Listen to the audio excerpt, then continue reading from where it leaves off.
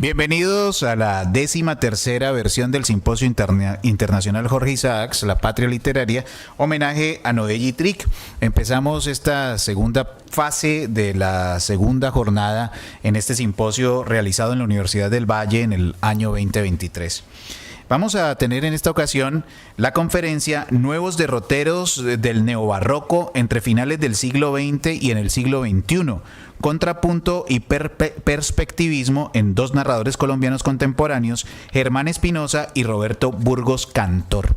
Esta conferencia estará a cargo del profesor Cristo Rafael Figueroa Sánchez, quien será el ponente. La moderación a cargo de César Valencia Solanilla. Cristo Rafael Figueroa Sánchez se graduó en Filosofía en Letras de la Universidad Pontificia Javeriana, institución en la que obtuvo también su maestría y doctorado en literatura. Actualmente es profesor titular y director del Departamento de Estudios Literarios y profesor asociado de la Universidad Colegio Mayor de Cundinamarca. El profesor Cristo Rafael Figueroa me dice: lo más importante, lo que hay que destacar es el oficio de maestro. Mi vida ha sido dedicada a la enseñanza. Escribo, edito y produzco en función de la enseñanza. Entonces, como profesor, le damos la bienvenida para que podamos seguir aprendiendo de su ejercicio crítico.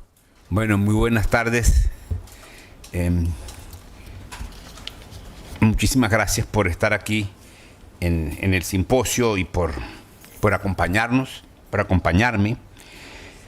Pensando yo en lo que traje, en que yo supuestamente sé leer las caras, se supone que yo soy un buen lector de todos los signos, ¿no? Entonces, bueno, tengo como una conferencia que se puede volver más larguita dependiendo de cómo sean. Pero yo, oyendo esta mañana a los colegas, no solamente la idea de precisamente esta no es de precariedad, pero de pronto los autores sí tuvieron sus momentos de precariedad hablando. Y pensando en lo que decía también Fabio y todos, me puse a pensar que de pronto le voy a dar un vuelco a la charla. Siempre tendrá algo de profesor porque yo soy eso y eso se me sale, aunque yo trato de disimularlo al máximo, pero no hay nada que hacer. Y bueno, bendito sea, así soy yo, ¿verdad? Pero bueno, ¿en qué sentido digo que quiero hacerla como un torcido a lo que traía? Pues lo que traigo es la continuación de mi libro que a mí siempre me ha apasionado, el cuento del barroco, toda mi vida. Aunque tengo otras pasiones, esa es persistente, como lo es el barroco también, ¿verdad? Es como una pasión que nunca me ha abandonado. Entonces, me pensé al oír a Juan Manuel que de pronto más importante que hablar de Germán Espinosa es hacer un trabajo, aquí está también, o de Burgos, me gustaría más insistir, por lo menos en la primera parte o de pronto en toda la charla, en esa categoría que estoy construyendo, ¿verdad?, que es la de ultrabarroco. Otra manera de ver cómo tenemos un corpus que podría ser persistente o que es persistente y que haría parte de alguna derivación o de alguna línea transversal también de una posible historia crítica de la literatura, como creo que en eso está empeñado el simposio y todos nosotros. Entonces esto, como digo, continúa la idea en la que dejé mi libro de hace 10 años o 12 años y seguí interesado en la idea de que habría una nueva forma del barroco en estos últimos 20 años o 30, que siguiendo a Mabel Moraña, que es una gran experta, ella habla de ultrabarroco. Entonces mi idea es a ver si soy capaz de comunicarle que de pronto esta categoría nos es útil para agrupar, para conectar, para explicarnos una serie de posiciones estéticas y políticas que derivan de eso que se ha dado en llamar ultrabarroco, o sea, el último de los barrocos, porque hay varios.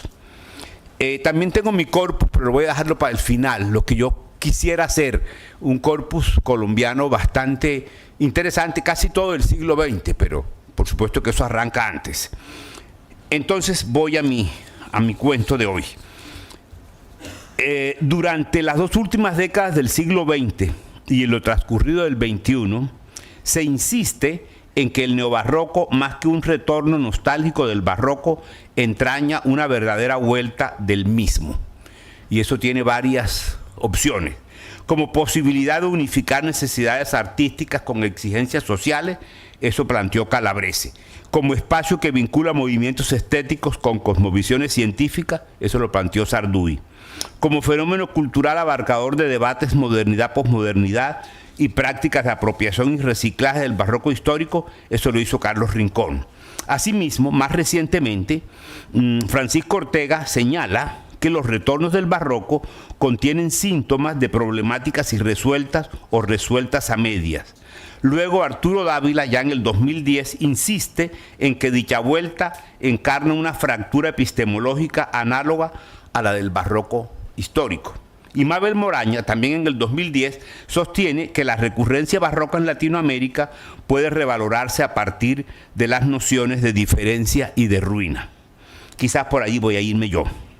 Por su parte, ya en el 2021, María José Rossi, una profesora y investigadora argentina, afirma que el neobarroco latinoamericano y sus derivaciones a finales del siglo XX y durante el XXI pueden concebirse, cito, como un dispositivo estético político, cuya dimensión estratégica permite establecer vínculos entre conjuntos heterogéneos para constituirse no solo en forma de resistencia, sino en antagonista, como lo sostuvo reiteradamente Bolívar Echeverría, de la modalidad neoliberal del liberalismo con su correspondiente gestión reduccionista de la vida y cuya política privilegia, todos lo sabemos, la acumulación egoísta de bienes y posesiones.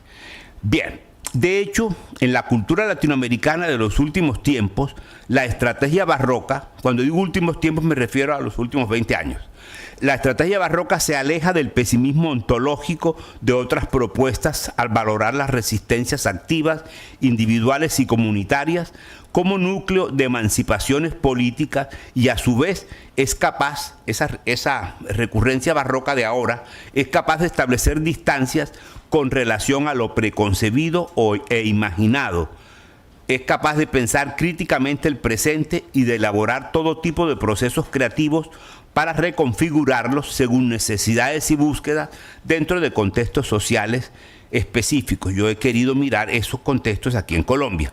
Asimismo, Miguel Alvarado, eso es pura bibliografía muy reciente, 2018, acentúa el contenido político que adquiere hoy el neobarroco al caracterizarlo, dice él, como una forma transdisciplinaria de comprender Latinoamérica. Esto daría para otra ponencia, me parece muy atractiva esta idea. A partir, dice Alvarado, de una conciencia sincrética sobre su historia, hasta transformarse, dice él, en una epistemología de resistencia a la síntesis forzada, la cual deviene en yuxtaposiciones permanentes, reconocidas más como enfrentamientos y luchas que como armonías socioculturales. Entonces, estas posiciones elaboran, creo yo, una arqueología de lo moderno y reconocen su deuda con el barroco histórico, el cual, dice Irlemar Champi, recientemente también se inserta en la fase terminal o de crisis de la modernidad como una especie de encrucijada de nuevos significados. Hasta allí Champi. Por ello, los reciclajes de sus morfologías logran potenciar la renovación de las formas cuando las vanguardias han finalizado o en algunos casos se convierten en síntomas del desengaño característico del fin de los metarrelatos y de las utopías cuando ocurre la caída del progresismo moderno. En últimas, la transformación de la modernidad en un nuevo clasicismo, también esto es Champi, hace que en varias ocasiones el neobarroco se comporte como verdadero antagonista suyo, empeñado en cuestionarle a la modernidad el desempeño racional, en rechazar totalizaciones o en instaurar la obsesión por fragmentos, fracturas y descentralizaciones que se acercan a todo tipo de periferias. Desde esta perspectiva, las reapropiaciones más recientes sobre la función del barroco en América Latina, que deviene luego en neobarroco, y yo digo que últimamente en ultrabarroco, que van a ver lo distinto que es, permiten replantear los términos en que el subcontinente nuestro ingresó en la órbita, dice Champi, de la modernidad euro-norteamericana. Entonces, la estética del barroco reaparece hoy para atestiguar la crisis o el fin de la modernidad y la condición de una sociedad heterogénea que incorporó a medias el proyecto del iluminismo. Por ello, su experiencia puede reinterpretarse como una, también cito a Ciampi, una modernidad disonante. Enunciado que precisamente reitera Dulce María Santiago en el año 2020, para referirse a los barroquismos latinoamericanos más recientes. En este sentido, acojo la reciente conceptualización de María José Rossi, para quien, cítola, el paso del barroco por el estructuralismo implica asumir la herencia lacaniana. A mí me perturbó mucho esta idea. ¿Y cómo la traduzco? Es decir, la problematización de las totalidades de las totalizaciones de la metafísica y al mismo tiempo la elaboración de un nuevo pensamiento múltiple y abierto a partir de un sujeto escindido, como somos nosotros, y quizás por eso deseante, y que se sabe portador de su propia heterogeneidad constitutiva. Ahora bien, las genealogías de inserciones y reapropiaciones del barroco en la modernidad literaria de América Latina incluye, esto era mi libro, o esto es mi libro, al menos 4 hitos, que no voy a repetirlo, coincidentes con momentos de ruptura, pero por si acaso alguien no se acuerda, a lo largo del siglo XX. En el modernismo hay una inserción o una convocación de lo barroco. En las vanguardias, en la nueva novela de los 60, 70 y en sus derivaciones transformadas entre los 80 y los 90. De eso trata mi libro. En este mismo sentido, precisamente es que yo quiero pensar que ya no se está, ya pasó la americanización del barroco, ya pasó la ideologización del barroco, y ahora sí entramos en una nueva, en este nuevo círculo, no, en esta nueva fase, vamos a decirle más bien, que es lo que quiero desarrollar en la ponencia. Ahora sí voy a trabajar yo. Estos son mis soportes. Derivaciones neobarrocas recientes, actitudes, motivos y sobre todo potencias políticas del etos barroco. De acuerdo con Héctor Rubén López y Ángeles Smart, 2 especialistas que conocí hace 2 años, en el 2020, afirman ellos en sus libros, desde fines del siglo XX hasta lo transcurrido del XXI, es cada vez más evidente la persistencia acentuada de la crisis radical del proyecto capitalista, la cual conlleva una contradicción insoluble entre el valor de uso y el valor de consumo, o sea, una pugna entre forma natural y formas abstractas de reproducción social. En verdad, la extrema priorización de mercancías para consumos desbordados complejizan y obstaculizan la reproducción natural de la vida. Eso dice López. Y la fluctuación de encuentros y desencuentros del hombre con la naturaleza y con las cosas provoca la ambivalencia anímica que fue también propia del hombre barroco. Dentro de este contexto, en América Latina se hace necesario, y aquí empieza mi elaboración, un pensamiento nuevamente utópico. Me baso en Esteban Echeverría, hasta lo último que escribió hace poco, que se murió, ¿no? El año pasado creo que fue. Pero eso lo empezó él en el año 2002. Entonces digo que dentro de este contexto en América Latina se hace necesario un pensamiento nuevamente utópico, Echeverría, para acelerar el cambio del paradigma moderno a un vivo, proceso que encuentra su modelo de realización en el etos barroco. Fíjense que Boaventura de Sousa dice que ese etos, lo dijo desde finales del 20, es una propuesta válida en la medida en que es una subjetividad capaz de la utopía. En este sentido, entonces, el barroco se convierte, digo yo, en rasgo operatorio facilitador del paso de una modernidad normativa a una posmodernidad no necesariamente desencantada, si es que queremos tomar esas denominaciones. En verdad, el etos barroco y la estética que le es inherente, relocalizado en las fracturas históricas de la modernidad latinoamericana, se constituye en el mirador de un discurso crítico, esto es Echeverría también, al que estoy siguiendo, que interioriza el capitalismo, pero intenta transformarlo al reconocer su acción devastadora. Ese es todo el libro que se llama El etos barroco, que es maravilloso, de Esteban Echeverría, el sociólogo ecuatoriano. Sin embargo, no puede, a pesar de eso, no puede borrar la contradicción propia del mundo de la vida. la que hay, como si lo intenta hacer el etos realista, pero tampoco el barroco la niega como lo hace el etos romántico, sino que la reconoce y la asume como inevitable de la misma manera que la concibe el etos clásico. Pero, y aquí está el punto, el etos barroco se resiste a aceptar la contradicción y nunca apuesta por el valor de cambio, sino que lucha por imponer el valor de uso. Así pues, la contradicción capitalista se resuelve en el etos barroco porque es capaz de llevarla a la contradicción, cito a Echeverría en uno de sus últimos textos, a un segundo plano imaginario en el que pierde su sentido y se desvanece, y donde el valor de uso puede consolidar su vigencia pese a tenerla ya perdida.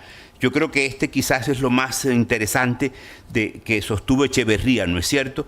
Es decir, esa resistencia del barroco que a pesar de todo conforma un mundo dentro del otro y de esa manera resiste. Este comportamiento enfrenta y concilia contrarios, combina conflictivamente, conservadurismo e inconformidad, confunde planos de representación y permuta significaciones. Incluso Echeverría conecta el etos barroco con el disimulo. Esto me parece muy importante para América Latina de hoy y para Colombia. La resistencia, la libertad del excluido y la estetización de la vida cotidiana. Vamos a ver después en qué consiste esa estetización y que muchas novelas la representan a su manera. Yo conozco más las caribeñas, pero seguro que hay en otros lados.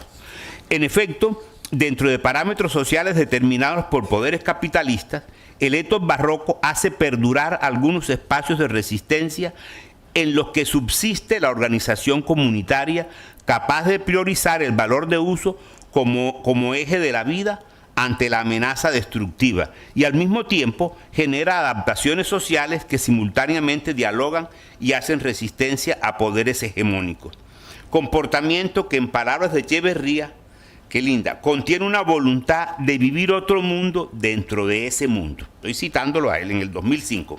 En esta dirección, la perversidad inherente a la moralidad capitalista no logra detener la capacidad política de los sujetos, quienes instauran y experimentan modernidades alternativas en cuyas estrategias de resistencia el valor de uso sustenta la reproducción de la vida social.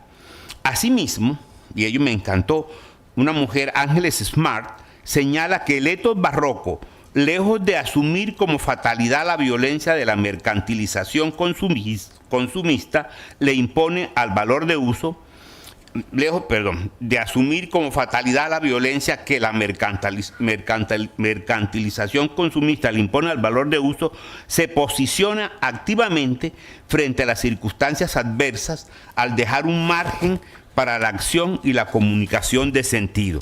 Entonces, en esta posición empecé yo a hacer la genealogía que es la que pudiese ser válida o pudiese ser una apuesta para un capítulo o una sección de una posible historia crítica de las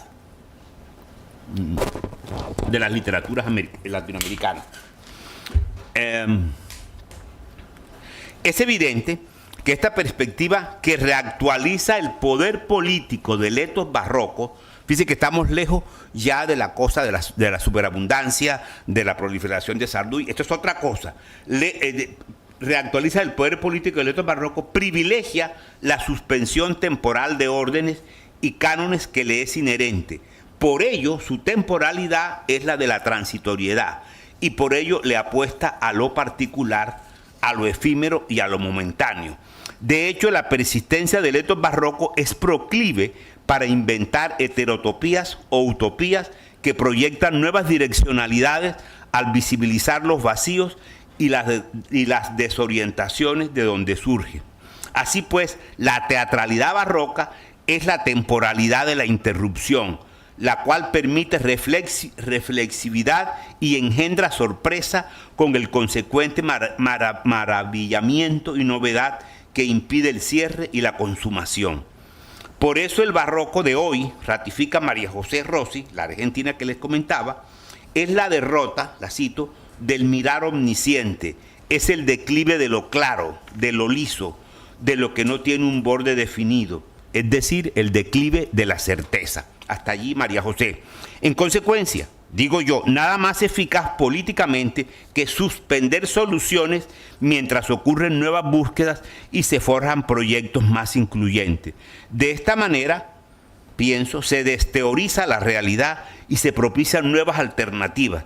He aquí el carácter de resistencia y rebeldía del etos barroco y desde el cual las periferias pueden enfrentar poderes hegemónicos.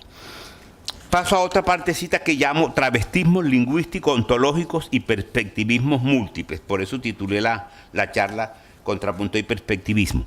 Por otra parte, y también al finalizar la primera década del nuevo siglo, el carácter multidisciplinario de los nuevos estudios literarios y culturales superpone y cruza genealogías neobarrocas con vertientes de género, hibridaciones culturales e identidades ontológicas y sexuales.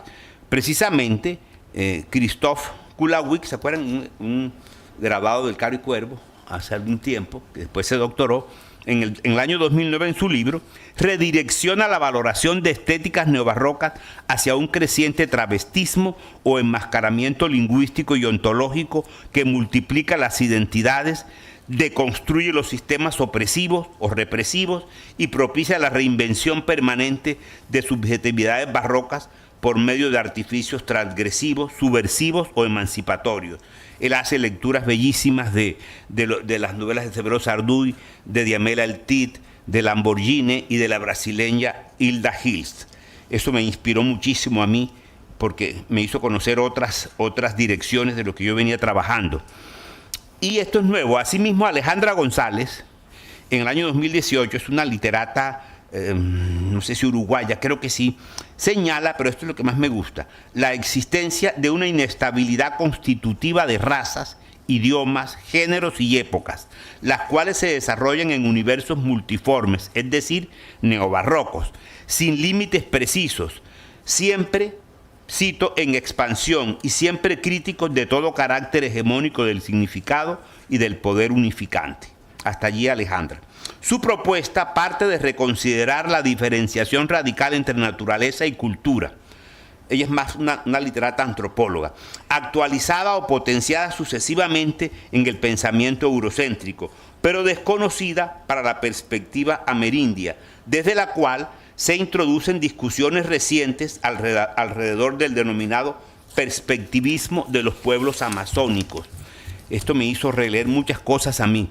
De acuerdo con los planteamientos de Eduardo Viveiros de Castro, que creo que todos conocen, en el 2014, dicho perspectivismo, el de los amerindios, se constituye en una mirada que supone la inseparabilidad de la relación sujeto, humano y objeto, y de la oposición cuerpo-máquina y alma-racionalidad. Más bien, él establece un continuum que desvanece posiciones categóricas e instaura una visión desjerarquizada de la vida, de la sociedad e incluso de los comportamientos humanos y sociales. Viveiros insiste en que el multinaturalismo amerindio se reconoce en una visión ético-política no dualista, ni centrada en los dominios jurídicos de donde se desprende la noción de persona, dice él, la cual es necesario reconceptualizar más allá de los discursos occidentalizados para buscar relacionismos y redes colectivas. A mí esto me impresiona mucho porque es como si cambiara la noción de persona y creo que muy buena parte de las novelas últimas que he leído, tanto colombianas como latinoamericanas, como que desbaratan eso en muchas ocasiones y hay como que uno es alternativamente sujeto y objeto. Y creo que eso, en eso consiste también la propuesta de declinamiento de verticalidades, ¿no? A lo cual es muy proclive este ultrabarroco del que vengo a hablar ya. Entonces, digamos que, ¿cómo lo digo? Desde una antropología sociocultural renovada, se acentúa el carácter relacional por medio de vínculos de vecindad, de parentesco o de proximidad, los cuales exaltan el carácter del otro como prójimo, dinámica que hace visible las aristas translocales de dichas personas en una comunidad. Es evidente, creo yo, que estos devenires, intercambios o mutaciones son peculiarmente proclives a la subjetividad barroca, siempre en continuo proceso de construirse y reconstruirse. cito, pérdida de la propia mirada como centro y un dejarse captar por la perspectiva del otro. Hasta allí Viveiros. Es decir, en el perspectivismo amerindio, el punto de vista crea al sujeto porque las perspectivas aparecen como tal cuando sentimos la necesidad de ser pensados, deseados, imaginados o incluso fabricados por el otro. Por tanto, para poder percibir diferencias sociales y existenciales asociadas con otredades, al perspectivismo barroco que nos había enseñado Deleuze y según el cual no solo es posible captar las variaciones de la verdad, sino la verdad de lo que varía, a ese es necesario sumar este otro perspectivismo de raíz amerindia, cuya matiz diferencial entraña la necesidad de superar el binarismo objeto-sujeto, reconocer en el otro la absoluta diferencia o diseñar, crear una superficie tensa donde todos podemos ser sujetos y objetos al mismo tiempo. Eso decía González.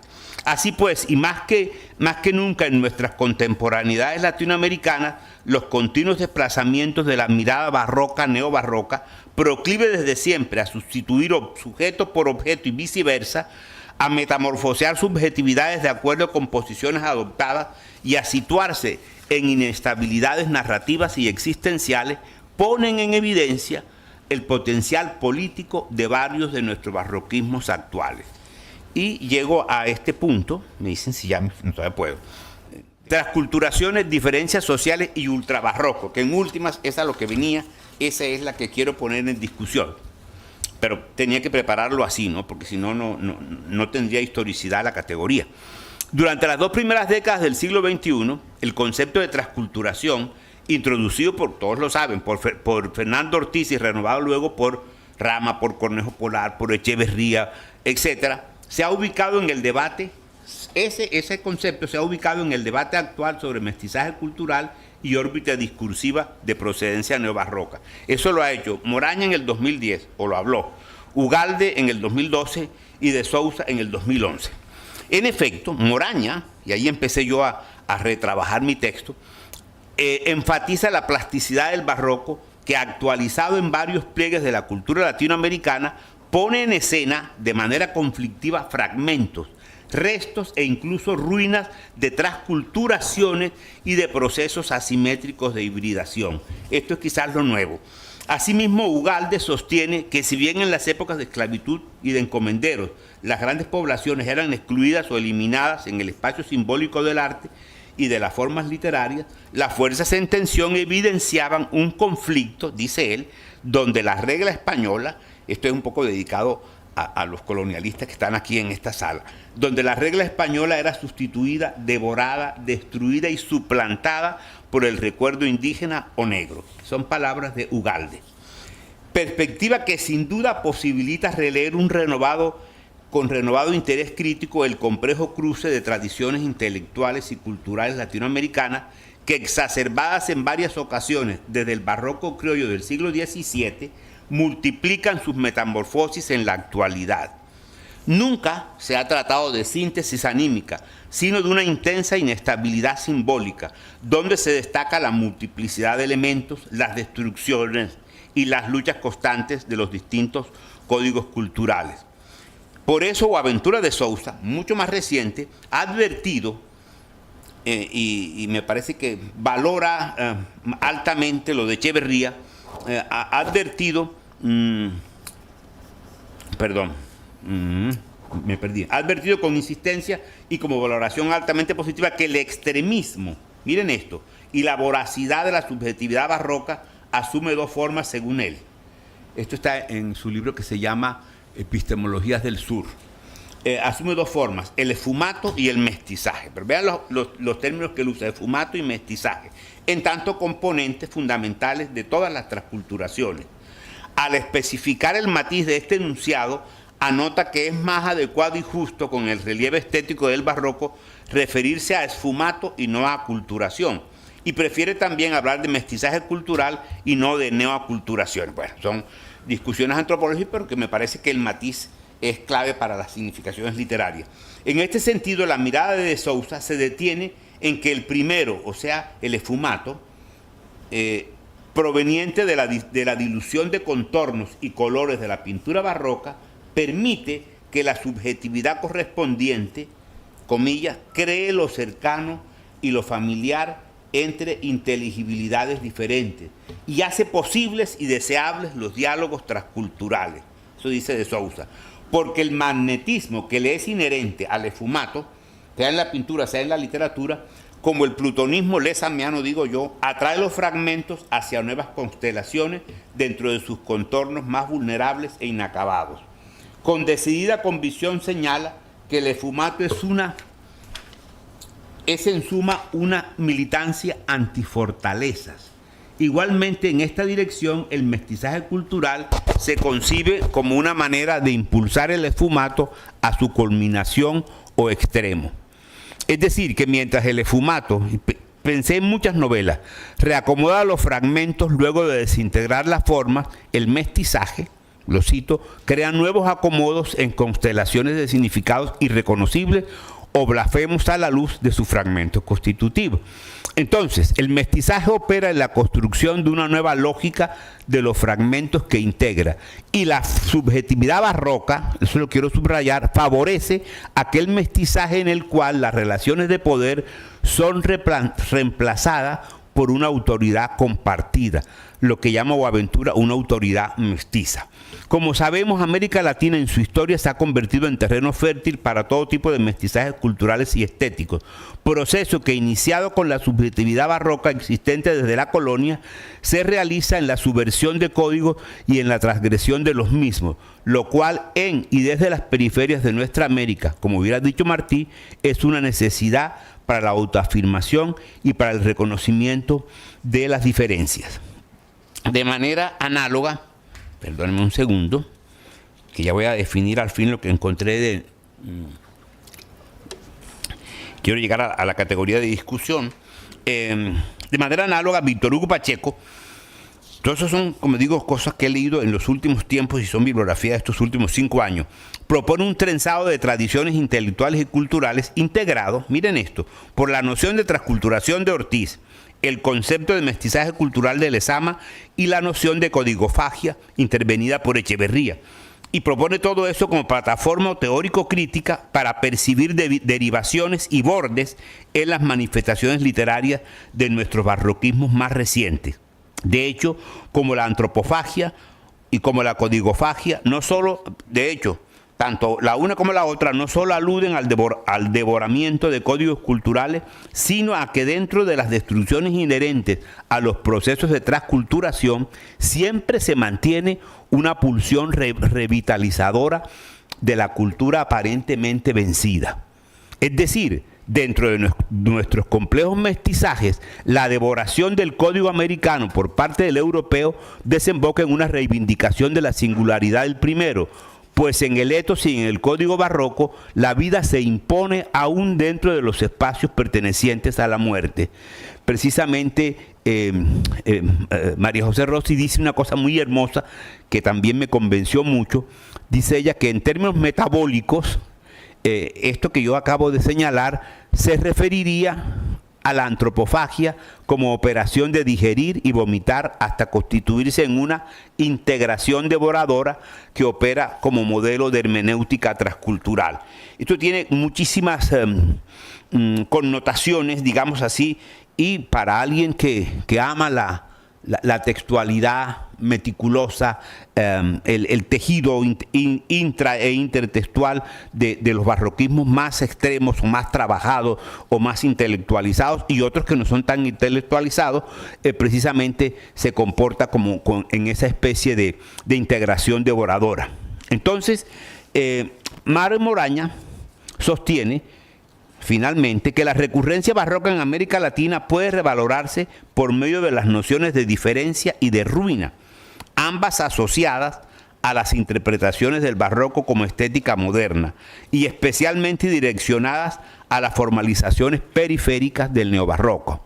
Mientras la diferencia se concibe como el resultado de comparar entidades diferentes o como el residuo que queda luego de una operación meticulosa, la ruina se asocia con el desmoronamiento y con formas de sobrevivencia generadas cuando la reproductibilidad del arte ocasiona un duelo por la pérdida de la sacralidad del mismo. propone Mabel Moraña una barroquización sin fronteras, más allá de americanismos autorreferidos.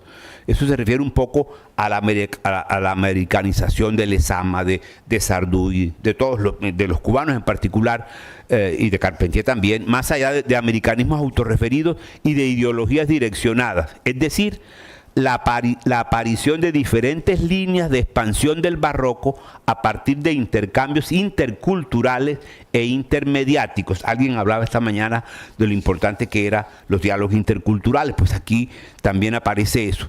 Insiste Moraña en la capacidad de los barroquismos para reivindicar lo disímil y para percibir complejas relaciones entre la cultura dominante y la cultura de los subalternos, la cual a su vez permite, cito, comprender la producción y recepción de arte como un tenso proceso de redescubrimiento y apropiación de los imaginarios que coexisten conflictivamente en la modernidad heterogénea de América Latina.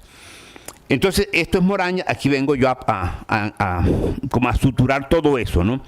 Al proponer una quinta inserción del barroco, porque había habido 4, ¿verdad?, que terminaron a final de siglo. Entonces, esta quinta tomaría, como quien dice, los 2 últimos décadas del siglo XX y lo que va del XXI. Esta quinta inserción del código barroco en la cultura latinoamericana, pensamos en la noción de ultra barroco. O sea, yo creo que se puede llamar, para no caer en el cuento de los prefijos del neo que son tan problemáticos, ¿no?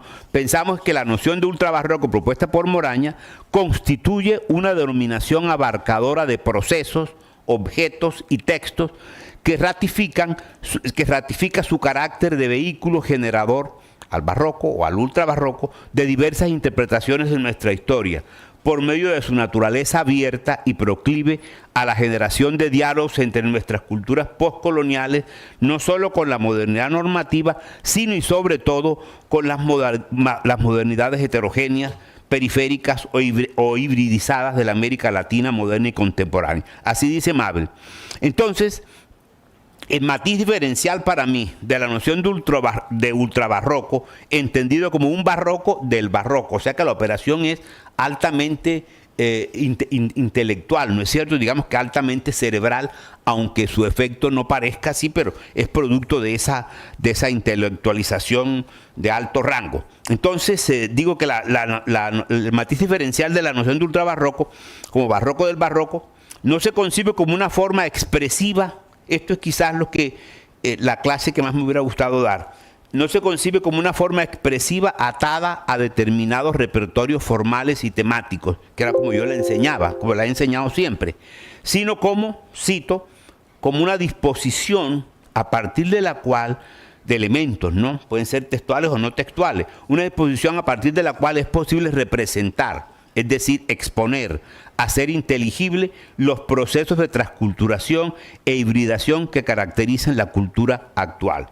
En estos términos, además de contener o designar el barroco como recurso discursivo retórico para enfrentar presiones exógenas, el ultrabarroco instaura otra manera, y esto me interesa para esta historia, o me interesaría a mí, instaura otra manera de emerger lo local, lo particular o lo singular, pues dice ella, pues su porosidad, comillas, sin fronteras no invalida, sino que incluso acentúa y tiende a naturalizar ya no la existencia de diferencias culturales, sino la de desigualdades sociales que siguen imponiéndose en el contexto de la modernidad neoliberal. Hasta ahí Moraña. Entonces pienso yo, finalmente, en los escenarios de hoy, el ultrabarroco teatraliza los contenidos fundamentales de la identidad individual y colectiva.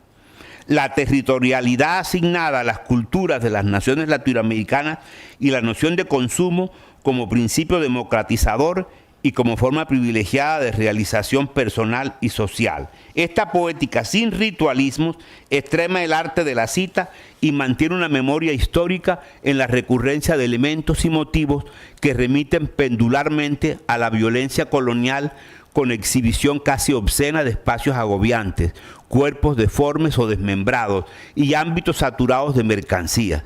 Igualmente, más que la figura autorial, esta poética enfatiza la posicionalidad de la mirada como principio organizador de las experiencias y de reconocimientos personales y colectivos. Por tanto, la posidentidad, para usar la palabra que usan estas personas, descontextualizada y fuera de la nacionalidad que origina el ultrabarroco, exige un nuevo concepto flexibilizado de arte y de cultura que pueda revaluar el eurocentrismo humanístico y pueda constituir a Latinoamérica como un núcleo alternativo, generador de significados suplementarios y capaz de revelar, digo yo, cada vez más la diferencia. Termino con la siguiente idea. Otra mujer había dicho, y me encontré esta reseña que me gustó tanto, volví a leer su libro, Carmen Bustillo, muerta hace unos años. Ella había dicho en el año 2001, decía ella, que en el nuevo siglo, que se estaba iniciando, pues, cuando ella muere, cuando se enferma, sostenía que en América Latina, dentro de las dinámicas de norma y de cambio, y en medio de certezas agónicas y búsqueda de reconocimientos, el itinerario del barroco no ha concluido. La estoy parafraseando. Nuestro subcontinente suspendido hoy entre modernidades irresueltas y conflictos posmodernos y de otro tipo, tiene necesidad de reconfigurarse a través de imágenes dialógicas necesariamente inestables, fractales y turbulentas. Dichas imágenes permiten y han de permitir la recuperación de memorias fragmentadas que contienen imaginarios heterodoxos y la reapropiación de lo real, multiplicado en particularidades que al no seguir siempre un mismo patrón de comportamiento necesitan perspectivismos renovados de diversa procedencia, capaces de diluir el binarismo sujeto-objeto y de debilitar la verticalidad de los poderes.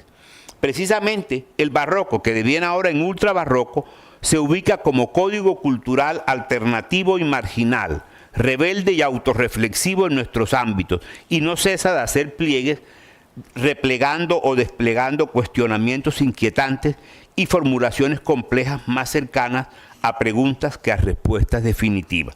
Ya lo que seguía, pues es lo que quiero conversar, si a ustedes les provoca, y va a ser dos ejemplos, ¿no? Uno bien de finales del siglo, que era una lectura renovada de La Tejedora, pero creo que la dejamos para otro momento, y otra lectura también un poco distinta a la que se suele hacer de La Ceiba, pensando en el contrapunteo en el caso de Spinoza y en el perspectivismo múltiple todavía no amerindio que hay en la novela de Bruce Cantor. Y también pensando esta mañana en nuestro profesor, no he leído su novela, pero preparando esta charla, que sé que es bien densa, yo sabía lo que me exponía. Me costó mucho trabajo hacer esto porque eran miles de cosas y, bueno, quizás si la den con calma, porque hay demasiada densidad, yo lo reconozco, pero era la única manera de no hablar como asociaciones libres, ¿no? Yo creo que quedó claro que el ultrabarroco no es un repertorio temático, no es ya eso, es una disposición de elementos, es una perspectiva donde se intercambia el sujeto y objeto, y en eso radica en buena medida su rebeldía. Pero bueno, decía yo, profesor, que bueno, aquí traje, pero eso sería muy largo, lo que podría ser para mí un posible corpus para mirar qué cosas le deja estas apropiaciones de los códigos, estas reinserciones a muchos textos literarios. Yo me quedé con el siglo XX, claro, pero pensaba que Abuelo Macedonio cabría perfecto allí. Lo que pasa es que me lo tengo que leer, ¿verdad? Porque aquí está Celia Sepúlveda, ¿verdad? Lo que yo he estudiado. Aquí está La Tejedora, aquí está Moreno Durán. Aquí todo el corpus que yo quiero volver a leer, ¿no? Porque por supuesto que está Rodrigo Parra, el caleño. Hay 3 o 4 novelas de él que serían perfectas para esto que estaba diciendo. Hay mujeres. Está la señora de la miel de Fanny Buitrago, está Misía Señora y las andarillas de Alba Lucía. Están las novelas de Ramón Ilán Vaca. Sobre todo yo he trabajado mucho Disfrácete como quieras y Maracas en la ópera, pero también se pueden ver las otras. Incluso pienso que incluso las primeras, bueno, las otras obras de Burgos también, pero me parece que eso yo aumentaría, porque no conozco más, tu novela, porque estas novelas son de largo aliento.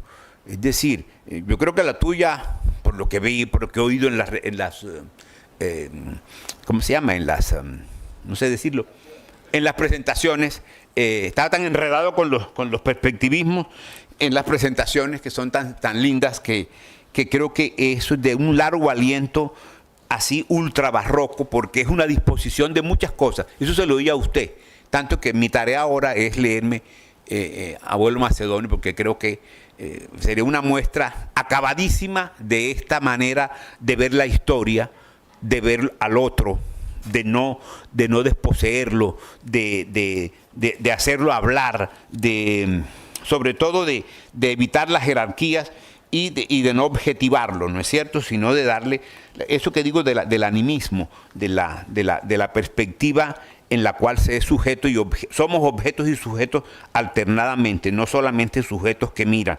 Por eso me gustó sumar a la de Deleuze la perspectiva amerindia. Bueno, eso era como lo que creo que pudiese servir para pensar cómo explicar esa persistencia del barroco, ya no solo en Colombia, que sería este corpus que dije, pero que se pueda aumentar. Ahí me falta la novela que tanto se le gusta al profesor Ariel Castillo. Ay, el Gran Burundú Burundá, que está antes, pero eso está allí perfectamente, y el Patriarca también. Digamos que yo tomé de ahí para acá, ¿no es cierto? Pero eso es una cosa simplemente formal de mi parte, pues es una decisión para articular un corpus, pero habría que estudiarlo más, ¿verdad? Pero yo creo que sí, que en definitiva, César y todos, yo traje esto porque pienso que en verdad que el barroco no se ha extinguido. Yo creía que sí. Está rete más altanero que nunca, más resistente, más se apropió de la perspectiva indígena, se reapropió de otras cosas, de las devoraciones antropológicas, de todas estas, de los animismos, y de esa forma persiste dentro de todos los intercambios capitalistas, y pienso que en efecto lo más importante que yo creo que he dicho, y que yo creo en eso, es que el etos barroco es definitivamente rebelde y no se deja, resiste y inventa cosas, inventa mundos alternativos, y en esos intermedios pues hace sus nuevas propuestas, ¿no? Propone otras perspectivas, otras maneras pero es que no lo quise decir, del amor. Por ejemplo, la escena, si la recuerdan, los lectores de Spinoza, a la que le dedico este texto, es la escena en que Genoveva Alcocer, de 90 años, hace el amor con Apolo Bolongongo, allá en una isla del Caribe. Esa escena es espectacular. Y la otra que le contrapongo, que aquí hay quien ha leído mucho a Burgos, entre ellos, creo que se lo comenté por teléfono a Ariel, hasta me buscó porque no lo encontraba en mis libros, pues yo me acordaba, la escena en que, ¿cómo se llama? La española, ay Dios, me sé la novela de memoria y me dio el Alzheimer. Ay, Amalia Tubari, ¿te acuerdas? No, Analia. No, Dominica de Arellana, cuando ven con la llama y hacen el amor también en el mar. Creo que son 12 escenas, cumbres del barroquismo extremo del Caribe.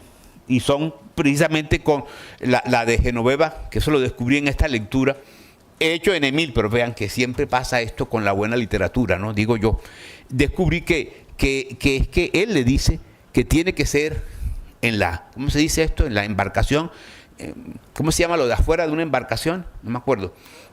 Como en la proa, a la vista de todos. A la vista de todos. Además, él le exigió eso a Genoveva. Yo no me acordaba de ese detalle. Y bueno, la vida de Bencos reempieza cuando hace el amor con Domenica. Reempieza para una nueva versión de la historia que sí la podemos contar nosotros. Esa es como la idea. Bueno, listo.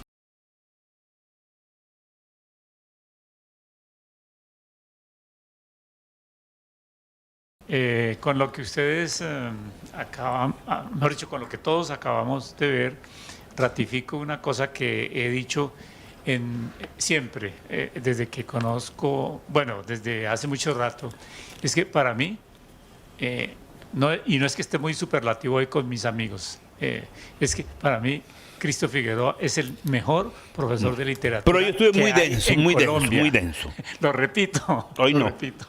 Bueno, entonces ya hay aquí digamos, hay una lectura, la presentación de unas reflexiones muy bien elaboradas. Vamos a abrir entonces las preguntas que le quieran hacer. ¿Listo?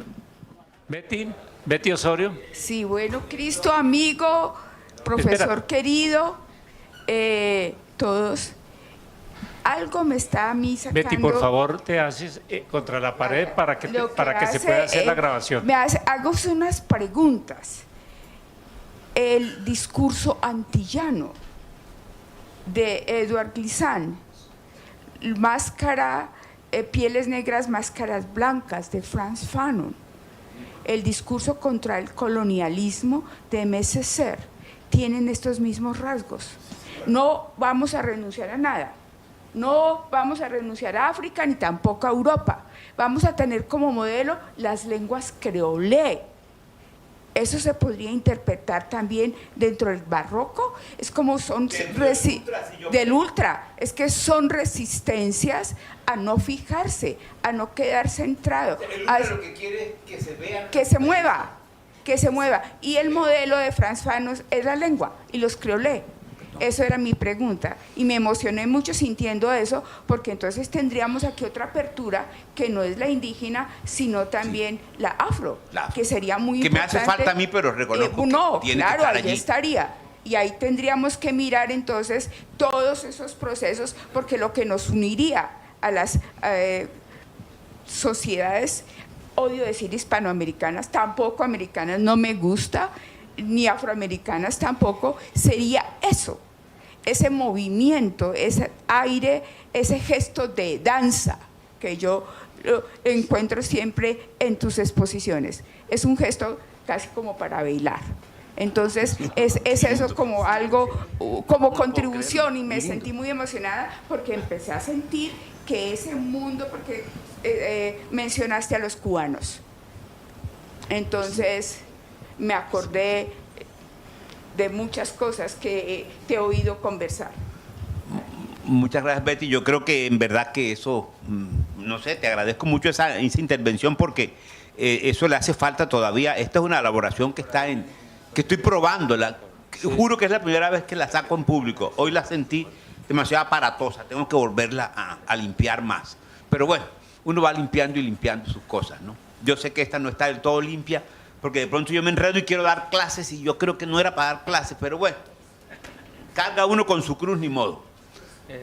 La pregunta es la siguiente. Usted en su conferencia plantea dos cosas interesantes que me parecen, pues no sé cómo se relaciona o cómo aterrizarla, pero o sea, usted plantea la teoría marxista y después cita a Buenaventura de Sousa, o bueno, y cita a Echeverría, habla de la teoría marxista, y pues Buenaventura de Sousa le hace una crítica a algunos postulados.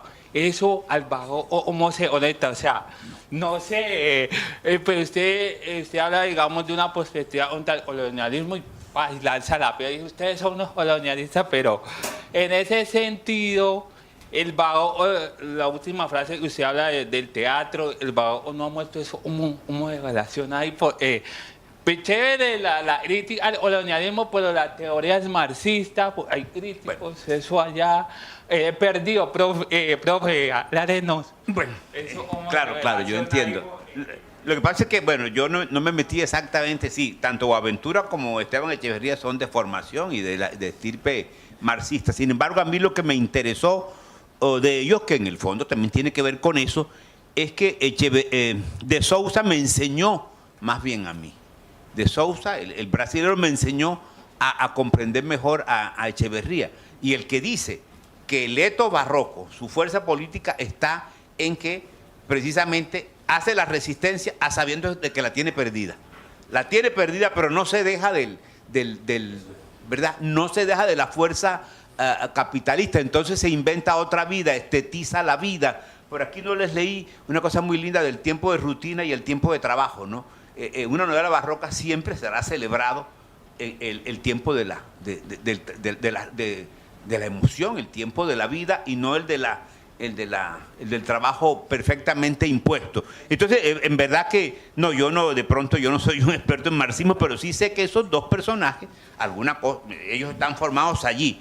Quizás lo que yo traté de decir, amigo, más exactamente es que en estos reacomodos en que estamos y en la emergencia de tantas, Betty decía, bueno, las negritudes y los indígenas y los pobres y las mujeres y demás, y las otras sexualidades, que el barroco como que permite eso. Es decir, está hecho para moverse entre contradicciones, está hecho para crear, ¿cómo digo yo? ¿Cómo se dice? ¿Cómo se dice en latín, Carmelita? Tú creo que te lo oí. Coincidencia opositorum, ¿verdad? Como para la coincidencia de los opuestos. Pero fíjate que, como decía Betty, esa danza, amigo, que me estás preguntando, tiene que ver con saber bailar eso de un lado y del otro, ¿no es cierto? El caso, como lo dijo Betty, es no dejarnos. Es decir, lo que me gusta del etos barroco de Echeverría es que, a pesar de todo, insistimos. Y en esa insistencia se baila distinto, se ama distinto. Habla él habla de la estetización de la vida cotidiana, el tiempo para el placer. Es decir, hay que sacarle a eso, ¿no es cierto? Porque la otra cosa es que nos dejamos y decimos, pues es que es así, esto es una desgracia. Lo que me encanta de este barroco rebelde es que no se aquieta, es decir, no se tranquiliza, sigue persistiendo aún en la caída. Entonces se mete, le inventa un tiempo a la muerte, un tiempo de la vida a la misma muerte o a las conclusiones. Sí, gracias. Cristo, pues hay muchas cosas que usted planteó, hay por acá, muchas cosas que usted planteó. Bueno, yo tengo como una pregunta gruesa. Si ese ultrabarroco en estas obras que usted señaló, bueno, es una propuesta de resistencia y nosotros estamos acá como pensando el problema de la historia nacional, una historia nacional.